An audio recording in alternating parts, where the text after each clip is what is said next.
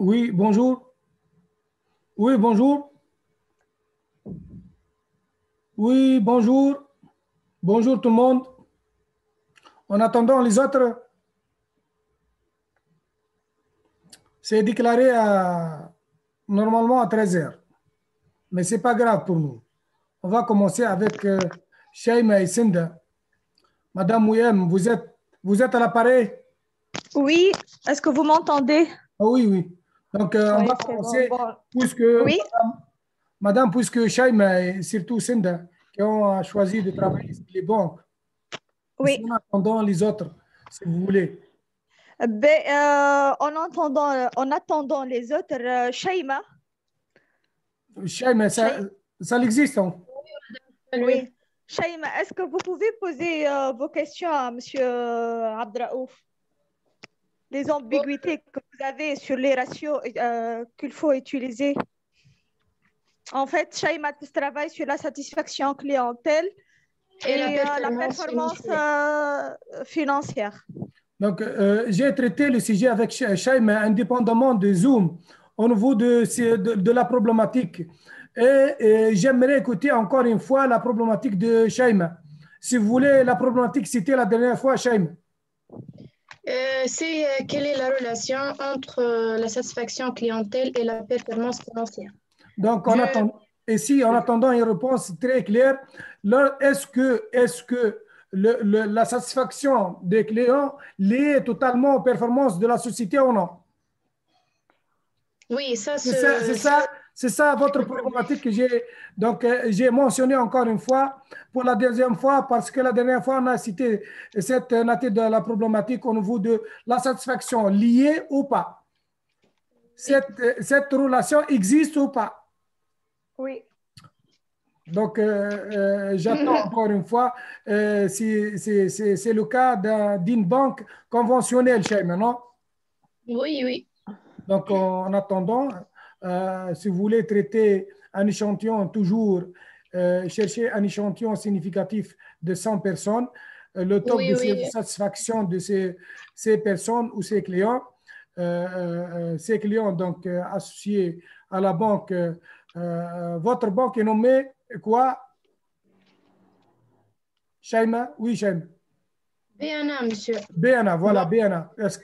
Le top de satisfaction de ces clients, donc, dans un contexte d'un sondage, lorsqu'on sont au top de satisfaction, et vous Oui, savez très bien que le terme satisfaction, c'est un peu qualitatif, c'est pas un peu quantitatif. Donc, oui. c'est un terme très délicat au niveau de sensibilité de traitement de ce type de sujet. C'est très important là. Donc, soyez donc trop clair au niveau des questions proposées. Donc, qu'est-ce que vous faites en fait? C'est un type d'une 10 ou comme vous voulez 8 questions. Je préfère 10 questions. La satisfaction, c'est la fin la dernière question posée. Monsieur Donc, Mané la عايز satisfaction, معاك. c'est-à-dire après une question,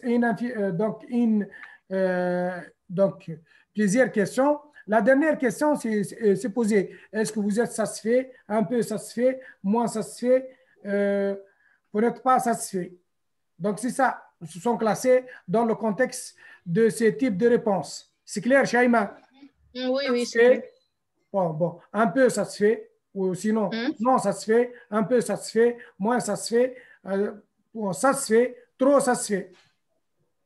Donc, Mhm. vous classez les 5 personnes selon ce type de réponse. C'est clair? Et j'aimerais avoir une statistique dans ce cas.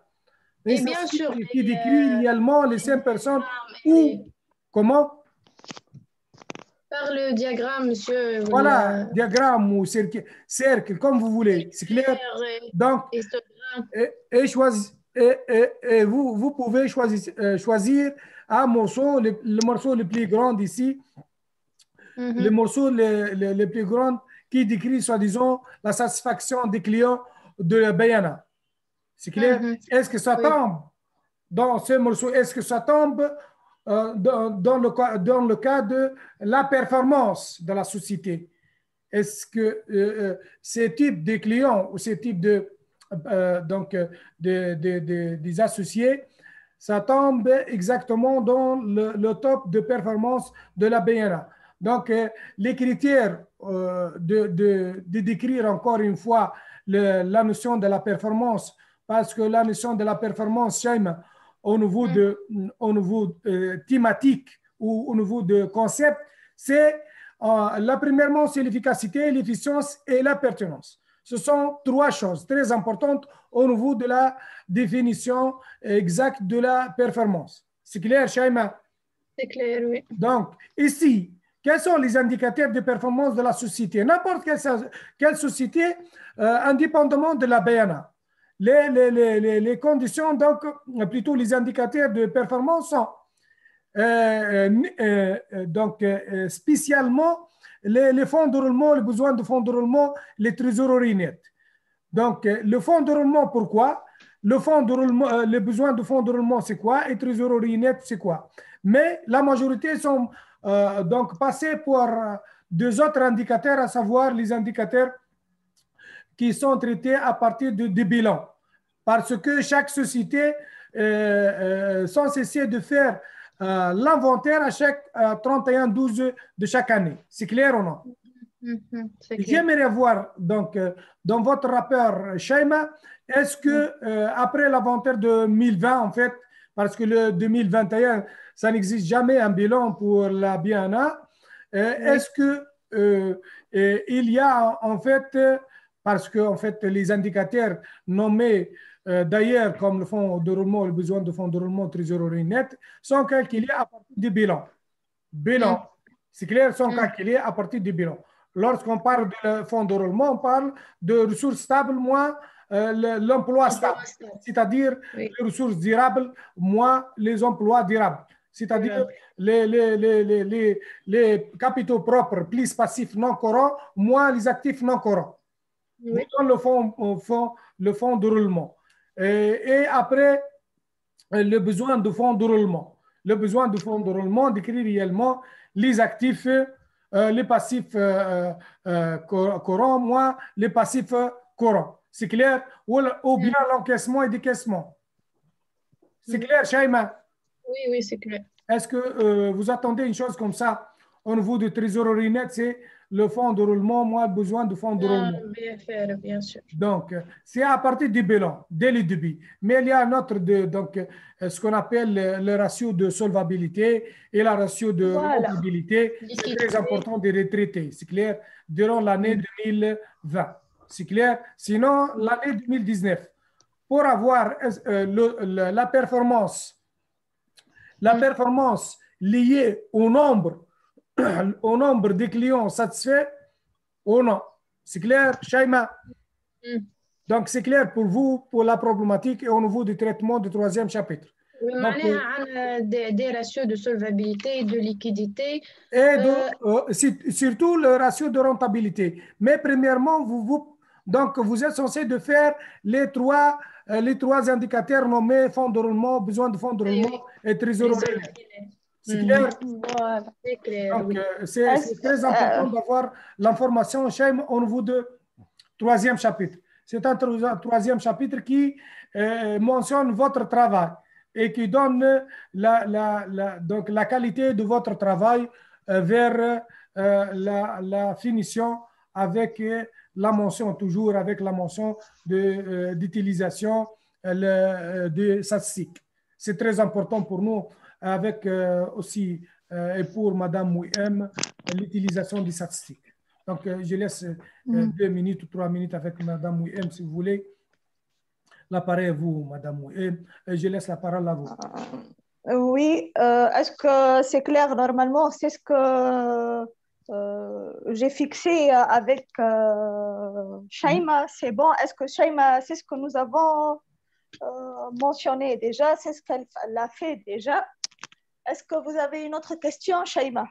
Non, pour le moment. Ça va. C'est ce que nous avons fait déjà. C'est ce que nous avons fait.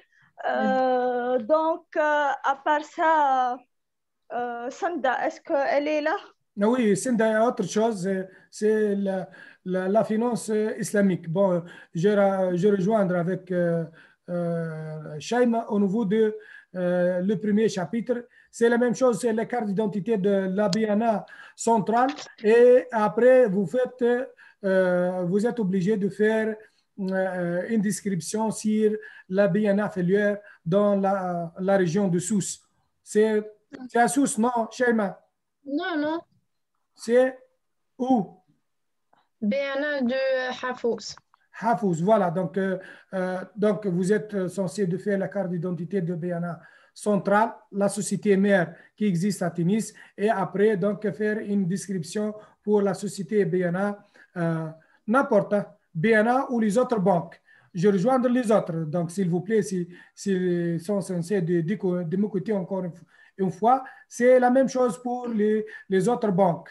Je dis bien, on a fait comme exemple la BNA, mais aussi il y a Tigeri, aussi il y a donc la Société tunisienne de banque. Donc, et j'attends maintenant Marwa qui travaille avec, c'est mon étudiante au niveau de stage au sein de la Société tunisienne de banque, mais elle n'était pas là. Au niveau là, donc je passe la carte d'identité d'une manière générale BNA et la description filière à Hafouz. On passe après pour la description du système financier d'une manière générale. Donc, le deuxième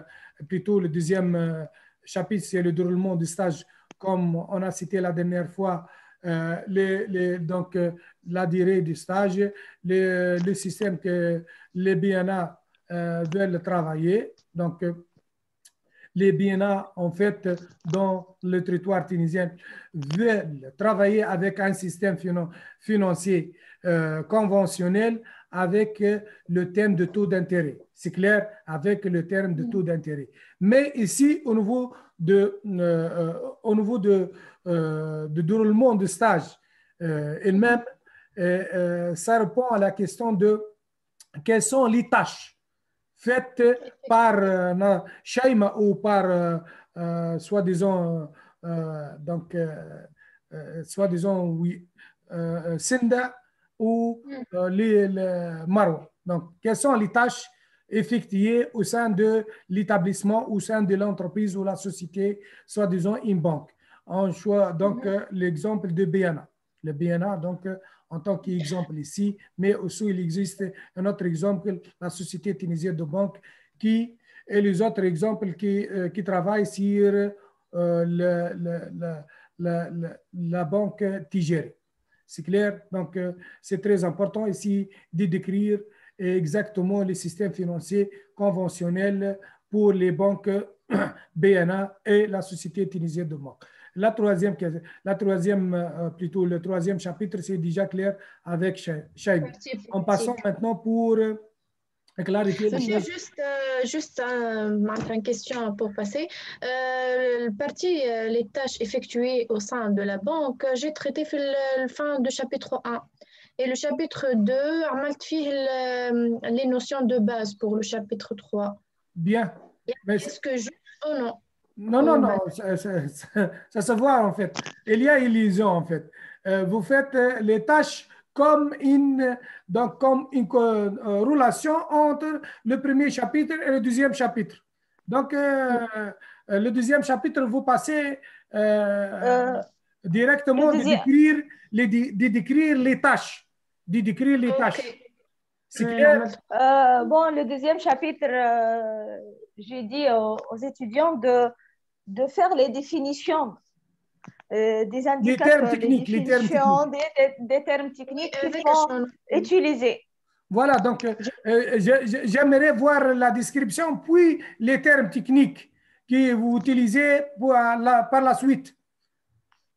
Il y aura donc, dans ce sens, il y aura une liaison, il y aura une cohésion, il y aura une articulation entre les trois chapitres. Ok, donc... donc seulement, si vous voulez, seulement avant de commencer de traiter les termes techniques au niveau des banques, essayez de clarifier quelque chose au niveau de la description des tâches. Et directement passer pour les termes techniques. Ça se voit. Ici, c'est le passage le plus souple. Clair? Ok. Donc, enfin, le travail se sera complet. Bon, ça se voit parce que la liaison entre les chapitres, ça provoque toujours un problème pour les étudiants. Donc, sinon, Madame Wim, je crois que c'est une passation banale pour trouver les étudiants dans le deuxième chapitre. Mais, ok, donc on peut changer. Donc, on commence Non, non, par non, la c'est pas description. grave. Seulement, même dans la. Tu ne peux pas changer, Madame Wim, si vous voulez. Faites là dans l'introduction du chapitre. Se termine dans ce sens. Et laissez votre travail parce que votre travail est souple au niveau de coordination, cohérence. Mais, ok. Ok. Même dans l'introduction. C'est clair, même dans l'introduction. Oui, oui, oui, non, on peut décrire les idées pour l'introduction, donc c'est bon, oui, oui. Voilà, donc Bon. vous, Okay. dites vous dites quoi? Donc après. Comme chapitre 1, chapitre 2, après nous allons décrire les termes techniques, ainsi de suite. Voilà. Donc en Voilà, fait, voilà, c'est bon. c'est bon. Voilà, donc vous mettez quoi dans l'introduction du deuxième chapitre? Après avoir donc consulté les différentes tâches au sein de la banque, etc., Voilà. etc., on a vu qu'il y a une plateforme électronique faite par la banque, la BNA, Société Mère, pour tous les filières au territoire national qui décrit, soi-disant, qui mettent en relief les noms de ses clients, etc., etc., etc.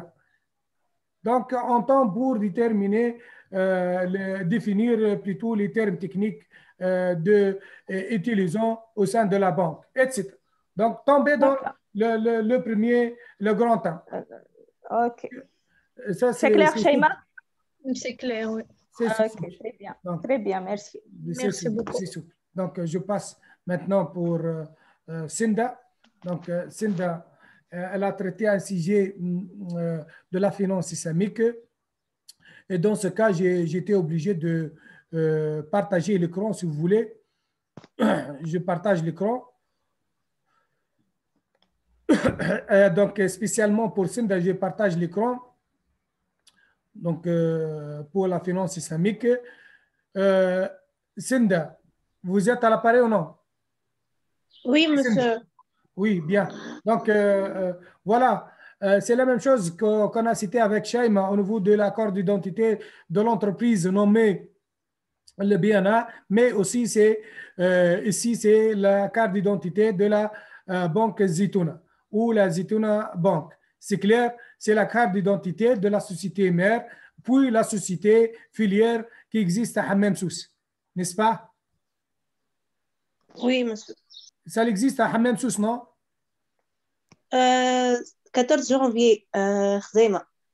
Voilà, Khzema, à Hammam Sousse. Voilà, donc Khzema, c'est bien. Donc, c'est le même principe. En fait, vous êtes censé de mentionner quelque part la description de la Zitouna Bank, la Khzema. Aussi, je préfère moi-même au niveau de présentation donc, de l'organigramme. L'organigramme, parce que ça diffère quelque part. Avec la BNA ou la Société tunisienne de banque. Ici, je parle de la finance islamique. J'ai besoin de voir le bilan, plutôt l'organigramme général de la Zitouna Bank, de la société mère, et aussi l'organigramme fonctionnel au sein de la banque Zitouna Khzem. C'est clair ou non? Oui, c'est clair. Donc, pourquoi j'ai dit ça? Parce que Zitouna représente thématiquement la finance islamique dans le territoire tunisien. C'est clair? Donc, ici, j'aimerais voir le bilan fonctionnel de la Zitouna Bank. Et je parle comme ça parce que on ne peut pas parler du directeur ou on ne peut pas parler de PDG. On peut parler seulement de Rabb al-A'mal ou Sayyid al-A'mal en fait. Comme il est écrit, hein, Sayyid al-A'mal, c'est clair? Rabb al-A'mal ou bien Sayyid al-A'mal, c'est clair? Comme il est écrit, c'est clair? Je parle ici de la finance islamique dans le contexte de troc. Est-ce que vous connaissez ce que ça veut dire l'économie de troc? Oui, Cindy. Non, monsieur. L'économie de troc, c'est l'échange de biens avec un autre bien. On ne peut pas changer un bien avec la finance, comme le cas de Shaima, la Biana. La Biana, on change les biens avec la finance. Mais dans la finance islamique, on change les biens avec les biens. Est-ce que vous pensez que la banque Zitouna donne des crédits? Non. Pas Non, du tout. de produits. Et elle donne des produits. Donc, c'est elle-même qui joue le rôle de l'intermédiaire. Et elle achète elle-même les produits. Elle achète elle-même les choix de ses clients. Donc, je rejoins si Madame Wim à l'appareil. C'est elle-même qui joue le rôle de l'intermédiaire. Tout à fait. Si vous voulez acheter une voiture, c'est pas vous elle ne vous donne pas l'argent pour acheter, pour choisir la voiture que vous voulez. Non, c'est elle qui vous achète la voiture, par exemple, et elle qui fait tout. Vous avez que votre voiture, les clés de la voiture, quoi. Seulement, enfin, si vous voulez, en fait, vous êtes le bénéficiaire d'avoir un clé de voiture, enfin. Mais la finance islamique ici, au sein de la banque islamique, je rejoins pour Madame Wihab, c'est tout à fait normal. Elle ne donne pas jamais, elle ne donne jamais plutôt l'argent. Donc, elle a l'aspect. Donc, les trois motifs qu'on connaît généralement pour la notion de marché, le marché, donc sur le marché le marché monétaire. Donc, on a un équilibre sur le marché monétaire. Les trois motifs qu'on connaît, donc les spéculations, les soustractions et les précautions. Donc, le motif de spéculation n'existe jamais dans la finance islamique. Par contre, il existe dans la finance conventionnelle. Spéculation, c'est-à-dire spéculation, c'est-à-dire comment dirais-je, le tourner de la monnaie, c'est ça. La liquidité n'existe jamais. Il existe des biens. Voilà, la liquidité n'existe jamais. Donc, on retourne chez nous. Voilà, on retourne chez nous pour la description de l'économie du troc. Oui, l'échange de biens en biens avant. Oui, l'économie de troc, c'est en fait avant la création de la monnaie. Voilà. En fait, c'est avant la création de la monnaie. Si on veut un bien ou on veut le besoin d'un bien, c'est un échange de biens envers biens. C'était avant la création de la monnaie. D'accord. Donc, vous voyez, Cindy, ici, donc, vous êtes censé de faire dans le deuxième chapitre qui s'appelle le stage au sein de la Zitouna Bank. Et vous regardez bien les claviers, Cindy. Oui, Cindy. Oui. Regardez bien le clavier. Le stage au sein de Zitouna Bank. Donc, les tâches, etc. Mais aussi, vous êtes censé, dans le premier chapitre, de mettre en relief le système financier islamique. Et surtout, le panorama de la finance islamique. Qu'est-ce que ça veut dire, le panorama? Le panorama de la finance islamique, c'est-à-dire la propagation ou le développement de la finance islamique dans le monde. C'est clair? Et surtout, en Tunisie. C'est clair ou non? Oui, c'est clair, monsieur. Donc, c'est ça le plus important pour nous. C'est-à-dire l'historique.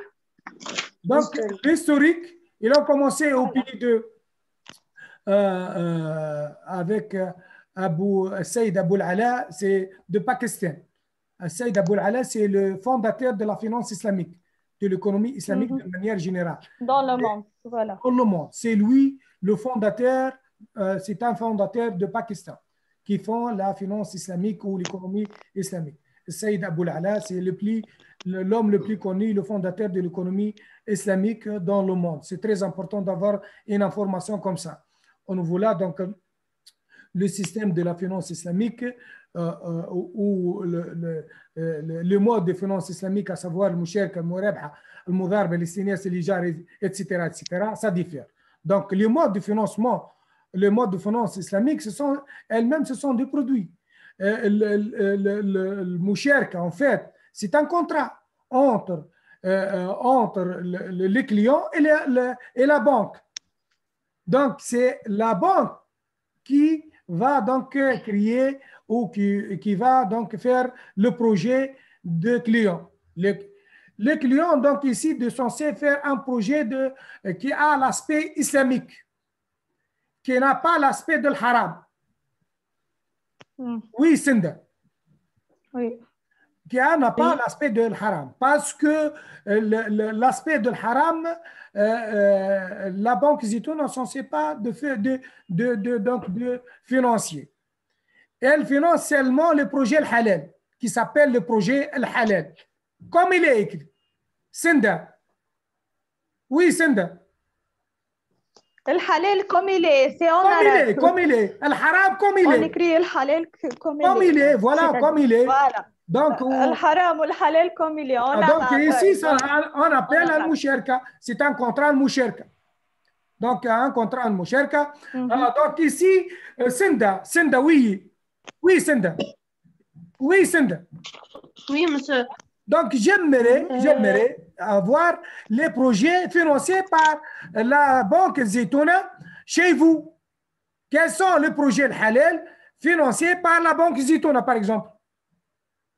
Quelques exemples de projets financés par la banque. Tu dois traiter quelques exemples de financement d'un projet halal.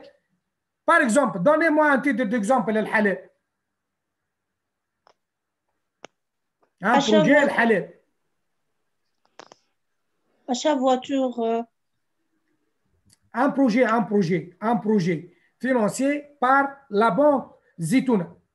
Chez vous, Shaim. Par exemple, donnez un titre d'exemple. Un projet halal. Est-ce qu'il est censé de financer, par exemple, un bar? Non. Non, pas du tout. Ça fait partie de l'haram. Est-ce qu'il est censé de financer, en fait, un projet, par exemple, un projet de pâtisserie? C'est le halal. Pour elle, c'est le halal. J'ai mon اسمها déjà halal. Voilà, donc le halal. Donc, le type de projet s'intervient. Traité. Quels sont les types de projets traités au sein financés par la Zitouna Bank, qui sont des projets halal. Voilà. On a parlé de pâtisserie, on a parlé aussi de boulangerie, si vous voulez, on a parlé de bâtiment. Voilà, donc on a parlé aussi de, si vous voulez, donc une entreprise de l'aspect halal ici de vendre des voitures, par exemple. C'est clair? Donc, voilà, donc, si vous voulez, la plus importante qui m'a attiré ma attention... C'est plutôt de donner un contre-exemple, Monsieur Abdraouf. Oui. C'est plutôt de donner un contre-exemple que de donner des exemples. De donner un exemple, le haram, c'est plus facile que de donner des exemples le halal. Voilà, un contre-exemple, des exemples et un contre-exemple, ça suffit. C'est clair, donc. Bon, ici, le contexte, c'est quoi? Le contexte de halal et le haram, parce que la finance islamique, elle est contre le riba, comme il est. Hein? Écrivez, c'est contre le riba. Elle était contre le riba, entre parenthèses, contre le taux d'intérêt. C'est clair ou non? Clair, c'est ça. كيما طول البنك Non, les banques, oui, Mohamed, l'appareil Mohamed Ghofran, donc les banques islamiques ont un type de financier, un type الحلال. لا ميم الاخرى تظهر لك معناها الانتيري نتاعك والاخرى تدمج لك الانتيري نتاعك في وسط الحاجه اللي انت مش تاخذها كيف معناها مسا. Bon, on ne peut pas dire kiff parce que le taux d'intérêt c'est clair dès le début. Mais avec Zitouna Bank ou la finance islamique, ça entre dans le total, le prix total d'un bien. C'est caché en fait. Une chose cachée, c'est clair? Oui, monsieur. Mais entre dans le total ou bien le prix global de biens achetés par la Zitouna. هي صنعتها امريكا معناها نفس الشيء اول بنك في بنك اسلامي في امريكا معناها. Bon, il existe à l'échelle internationale pour donc bon l'USA, l'Amérique fait tout ça pour dépasser ces crises. Pourquoi dépasser ces crises? Et il laisse la finance islamique comme mode de financement au niveau de ces projets pour dépasser ces crises au niveau de la finance conventionnelle. C'est pour cela donc on a traité aujourd'hui la comparaison entre la finance conventionnelle et la finance islamique. C'est très important, Mohamed, au niveau là, pour dépasser ces crises. Donc surtout les crises financières de 2008, c'est les crises de subprime. Et donc, même les balles 1, les balles 2, les balles 3, et en attendant ailleurs le balle 4, elle ne traite pas ce type, elle traite plutôt fortement ce type de crise. Donc, l'Amérique, elle a décidé d'intégrer encore une fois la finance islamique pour dépasser les crises. Même le Fonds monétaire international, elle a mentionné essentiellement la finance islamique comme l'alternative. C'est clair ou non? Donc, pour dépasser ces crises, donc il nous reste 5 minutes, si vous voulez, Shaima. Donc, troisième chapitre, c'est la comparaison entre la finance islamique et la finance conventionnelle. Oui, Shaima, Senda plutôt. Senda. Oui, Senda. Oui, monsieur. Donc, est-ce que vous avez compris ou non? Surtout, il faut traiter le mode de financement, le moucherka ou le modarba. Oui, monsieur, très clair. المشاركة والمضاربة المشاركة والمضاربة. J'ai dit bien les deux contrats. C'est clair? C'est très important d'avoir ce type d'information au niveau de المشاركة والمضاربة. Oui, monsieur. Donc, si vous voulez, j'ai traité un exemple dans le cours de la finance islamique pour la 3e année LFF. Je parlais la comparaison entre le VAN, valeur actuelle nette de la banque conventionnelle et la VAN de la banque islamique. C'est clair? Donc, ici aussi mentionner les performances. Si vous voulez mentionner la performance et les avantages de la finance islamique et la stabilité qui donne. Et pourquoi nous avons choisi la finance islamique que la finance conventionnelle? Parce qu'elle donne une stabilité du système financier dans une période bien déterminée. C'est clair? C'est clair? Oui. Mais ce n'est pas toujours le cas. C'est clair? Toujours on discute. C'est clair? J'ai donné à vous le rapport de ONS. Oui ou non? Oui, monsieur. C'est clair? La position de la finance islamique, c'est clair? Oui. Bien. Donc, sinon, parce que le temps va terminer selon la déclaration de logiciel Zoom, sinon, il y a d'autres choses. Pour les étudiants, en fait, comme j'ai dit à Madame Wiem, je travaille beaucoup avec Ayman qui a une photocopie et qui sait bien comment je travaille au niveau de présentation des livres. C'est clair au niveau de présentation de projet, même au niveau de design au sein de projet elle-même, au niveau de présentation ou au niveau des données ou de présenter les chapitres. Et c'est bien comment je travaille. En fait, Ayman, Mohamed, vous connaissez Ayman, non? Oui, Mohamed. Oui, Mohamed. Oui, Mohamed. Non? Oui, Mohamed. Oui, monsieur. Vous connaissez Ayman, non? لا محمد مش ايمن. Ayman, vous connaissez Ayman, photocopie de Ayman. ايمن شكون؟ Photocopie devant le fac de droit. Oui. Ah, bien. Donc, c'est mentionné. Même, donc, j'ai parlé avec lui spécialement pour mes étudiants même au niveau des prix.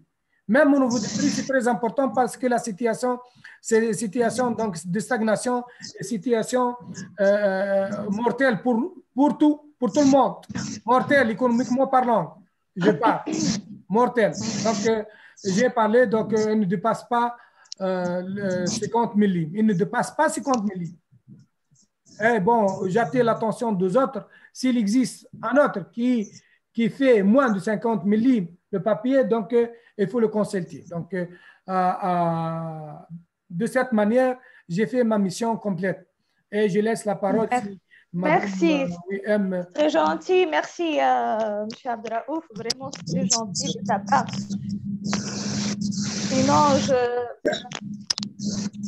Sinon, Mohamed, s'il vous plaît. Oui. Sinon, je rejoins Senda. Je crois qu'il a dit oui, c'est clair, mais je crois au fond, elle n'était pas claire. Non, c'est bon. J'ai bien compris ce qu'elle doit faire. Donc, non, monsieur, d'abord. Je vais l'orienter. Senda, est-ce que c'est clair au niveau du troisième chapitre, surtout? Oui, madame, oui, c'est clair. Tout d'abord, je vous remercie pour cette séance, monsieur Abdraouf et madame Ouiem. Il ne faut pas hésiter. Si vous avez il ne faut pas hésiter, Senda, s'il te plaît, il ne faut pas hésiter. Vous me connaissez en fait en tant qu'étudiante de première année, Senda, il ne faut pas hésiter. Ok, monsieur, merci beaucoup. Bien. Donc, sinon, Cheikh Taïba, et merci. Au revoir. Merci, Cheikh Taïba, à vous de même. Merci à tous. Merci, Cheikh Taïba, pour tous.